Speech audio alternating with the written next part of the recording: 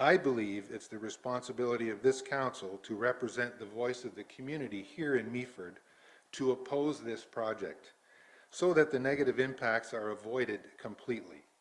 In my opinion, that's something you need to make clear to TransCanada Energy and to the Department of National Defense as our voice. So our window for public input is now until March 31st, 5 months. My question is this: local residents do not want this project here. What are you planning to do about it? Thank you. Thank you, Tony, for your questions. And we will move on now to council inquiries.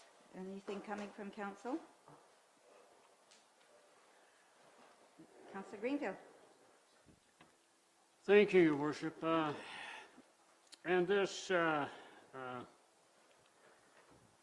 incidentally involves the TC Energy proposal. There's no doubt about it.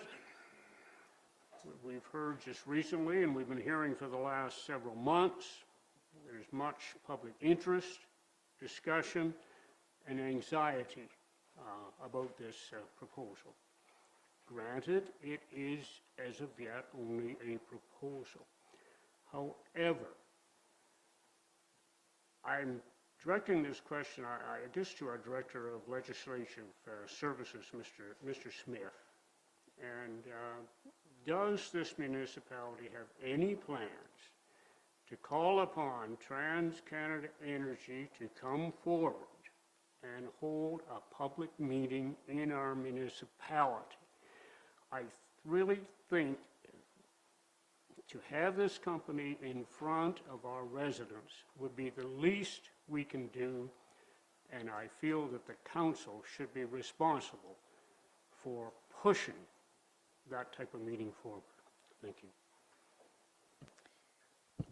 CAO. Yeah, I'll take that one through, Your Worship. One of the first things that we indicated to TC Energy was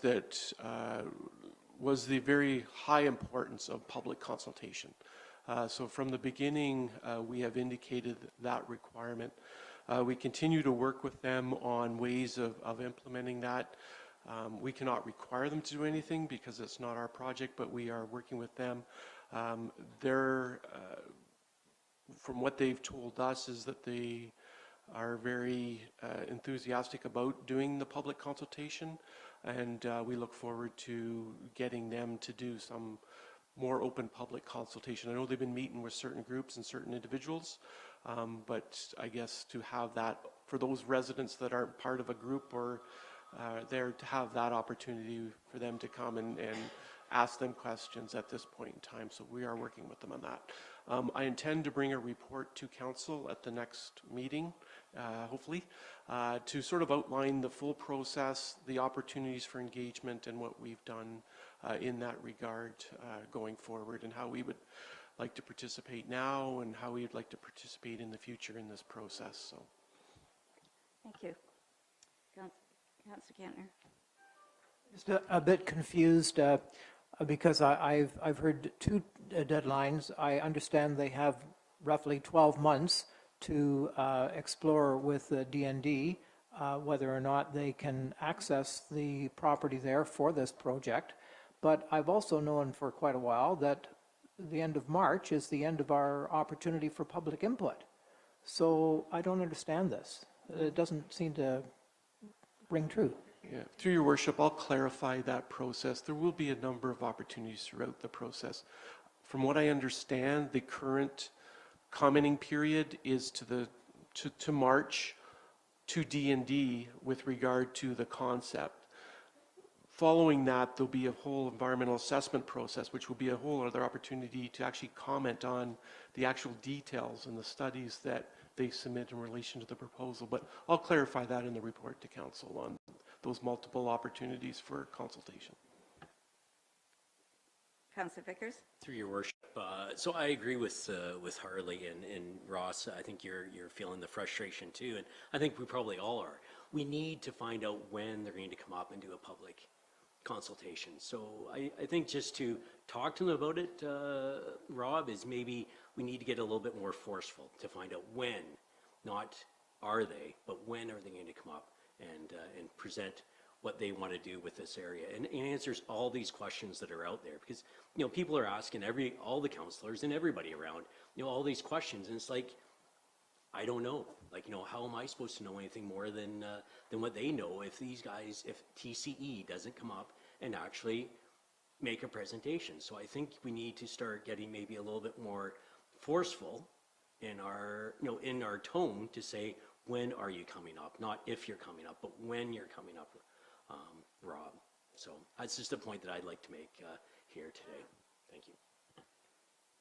I think we've all heard that. I know that they had been invited late to come to the meeting on Saturday over the Thanksgiving weekend. And we're en route to come up for that event, but we're not allowed to speak, so they turned around and went back. So that was just one example of the engagement that they are trying to reach out to folks.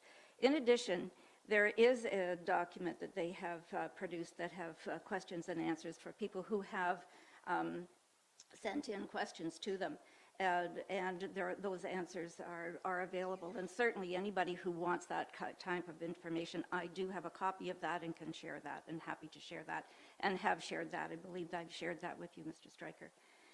So there are opportunities. That's all the role that we have to play at this time, is to encourage them to come out in front and to respond to individual questions and to groups and anybody else who would like to speak with them.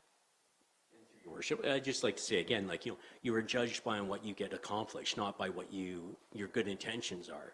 So if these are just good intentions, then I would say they're failing miserably. They need to actually get up here, and we need to emphasize how important it is to the citizens of this municipality that they need to get up here and start doing some public consultations. Like, it's not good enough to say, we have a website, we have this, we have that. They need to actually put some feet on the ground and get up here. And I think sooner, obviously, than later would be better, in my opinion. Yep, my words exactly. Thank you. Anything further from Council? Councillor Bell.